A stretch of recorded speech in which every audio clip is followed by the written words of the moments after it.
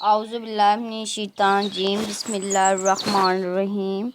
حضور کا ارشاد، جس کا کھانا پینا حرام ہو اس کی دعا قبول نہیں ہوتی۔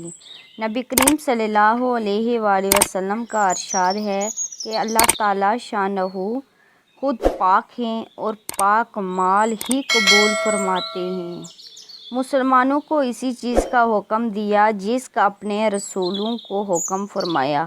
چنانچہ کلام الہی ہے، اے رسولو، پاک چیزوں کو کھاؤ اور نیک عمل کرو، میں تمہارے اعمال سے باخبر ہوں۔ دوسری جگہ ارشاد فرمایا، اے ایمان والو، ہمارے دیے ہوئے پاک رزق میں سے کھاؤ۔